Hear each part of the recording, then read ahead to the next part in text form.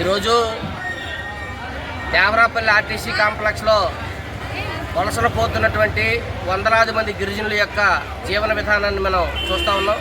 ప్రధానంగా గ్రామీణ ఉపాధి హామీ చట్టం ఏదైతే ఉందో ఈ చట్టాన్ని ప్రభుత్వం పటిష్టంగా అమలు చేస్తామని చెప్పేసి కేంద్ర ప్రభుత్వం ఊదరలు కొడతా ఉంది, డప్పు వేసుకొని తిరుగుతూ ఉంది.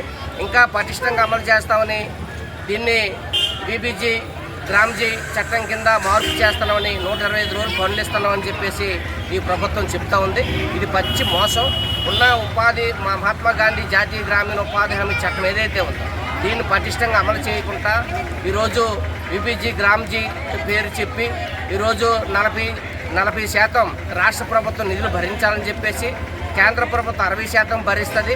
కాబట్టి మొత్తం నిధులన్నీ మీరే పెట్టుకోండి అని చెప్పేసి మెటీరియల్ ఛార్జీ తగ్గిస్తున్నాం. తట్టా గుణపం పారా మంచినీళ్ళ డబ్బులు పూర్తిగా ఎత్తేసారు, సమ్మర్ అలవెన్స్ పూర్తిగా ఎత్తేసారు.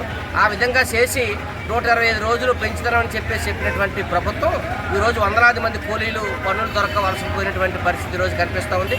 గిరిజనుల బ్రతుకులకి ఈరోజు గ్యారంటీ లేదు. గిరిజనుల బ్రతుకి ఒక ప్రభుత్వం ఆదుకునేటువంటి పరిస్థితి లేదు. కాబట్టి ఈ ప్రభుత్వం గ్రామీణ ఉపాధి హామీ చట్టాన్ని పటిష్టంగా అమలు చేయాలి. గిరిజనులు పండిస్తున్నటువంటి పంటలకి మద్దతు ధర ఇవ్వాలి. వాళ్ళు ప్రధానంగా జీడి పండిస్తున్నారు. జీడికి ప్రభుత్వం కొనుగోలు చేయాలి. దీంతోపాటు చింతపండు కొనుగోలు చేయాలి. తేనె, కుంకుడుకాయలు అనేకటువంటి పంటలు ఏజెన్సీలో పండిస్తూ ఉంటే వాళ్ళు కొనుగోలు చేయకుంటుంటే వాటిలో అమ్ముకోలేక మార్కెట్ సౌకర్యం లేక మొత్తం భూములన్నీ ఈరోజు ఎడారిగా మారిపోయినటువంటి పరిస్థితుల్లో ఈరోజు గిరిజనులు ఉన్నారు. అటువంటి పరిస్థితుల్లోనే మొత్తం గిరిజనులందరూ కూడా వందలాది మంది ఈరోజు వలసలు పోయి బ్రతుకు తెరువు కోసం పోతా ఉన్నారు. ఇటువంటి గిరిజనులే ఈ ప్రభుత్వం ఆదుకోకుండా ఎటువంటి పరిస్థితి కుదరదు. మన పవన్ కళ్యాణ్ గారు వచ్చారు, వెళ్ళారు.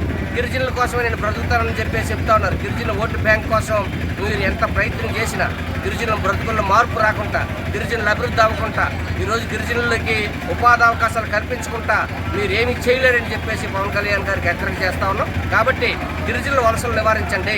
వాళ్ళు చదువుకున్నటువంటి యువకులకి వాళ్ళు ఉపాధి అవకాశాలు కల్పించండి. వాళ్ళకి ఉద్యోగాలు ఇవ్వండి. వాళ్ళు చదువుకునేదానికి అవకాశం కల్పించండి. ఇప్పుడు మలేరియా విపరీతంగా ఏజెన్సీలో వస్తూ ఉంది. వాళ్ళకి మలేరియా నివారణకు చర్యలు చేపట్టండి. చదువుకునేదానికి చర్యలు చేపట్టండి అని చెప్పేసి మేము డిమాండ్ చేస్తూ ఉన్నాం. కాబట్టి దీని మీద వెంటనే చర్యలు చేపట్టి వలసలు నివారించి వెంటనే ఉపాధి హామీ పనులు వెంటనే ప్రారంభించి గిరిజనుల వలసలు నివారించాలని చెప్పేసి మేము కోరుతా ఉన్నాం.